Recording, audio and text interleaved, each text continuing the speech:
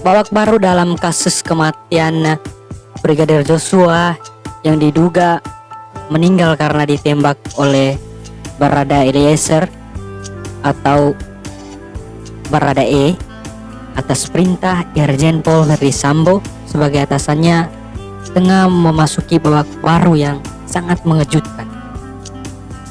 Sebelumnya tentu kita tahu bersama, semua masyarakat mengetahui hal ini, bahwasannya penembakan Brigadir Joshua dikarenakan ia telah melakukan pelecehan seksual terhadap Putri Chandrawati sebagai istri atasannya Irjen Pol Ferdisambo. Namun seiring berjalannya waktu dan dilakukan penyelidikan, isu pelecehan itu ternyata tidak memenuhi syarat atau tidak cukup bukti, sehingga hal itu terbantahkan oleh pihak penyidik. Dan setelah itu timbul juga isu baru bahwa Brigadir Joshua menyimpan rahasia besar atasannya, yakni Ferdisambo, mulai dari isu perselingkuhan dan juga perjudian. Tetapi hal itu juga tidak jelas apakah itu terbukti ataupun tidak, apakah itu dilakukan penyelidikan ataupun tidak. Nah, masyarakat tentu bertanya-tanya, apa sebenarnya motif utama sehingga Brigadir Joshua ditembak.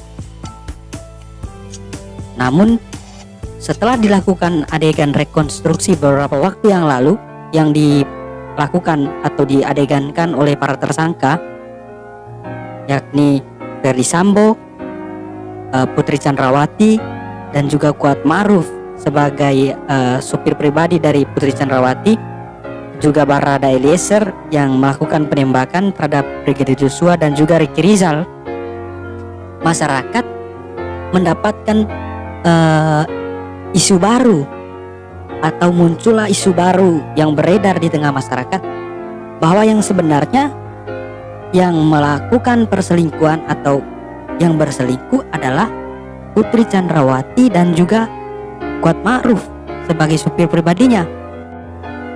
Hal ini bukan karena tanpa alasan, tetapi atas dasar pernyataan yang disampaikan oleh mantan kuasa hukum dari Barada Eliezer, yakni Deolipa Yumara, beberapa waktu lalu, yang mengatakan bahwa Brigadir Joshua memergoki Putri Chandrawati dan Kuatmaruf sedang melakukan hubungan intim, sehingga Putri Chandrawati dan Kuatmaruf panik, lalu menyusun skenario seolah-olah Brigadir Joshua yang melakukan pelecehan terhadap Putri Chandrawati.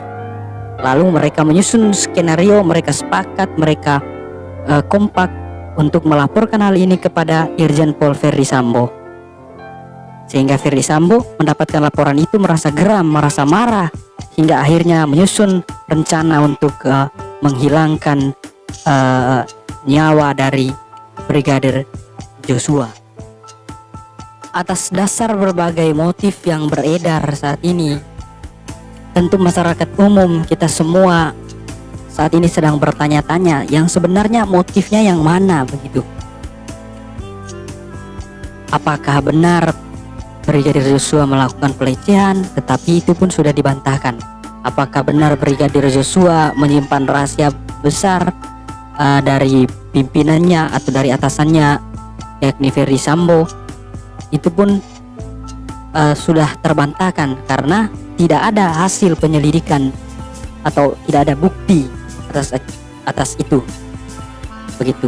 Lalu muncul isu baru yang berkembang saat ini bahwa motifnya karena Brigadir Joshua memergoki Putri Chandrawati sedang melakukan hubungan intim dengan supir pribadinya, yakni Kuatmaruf.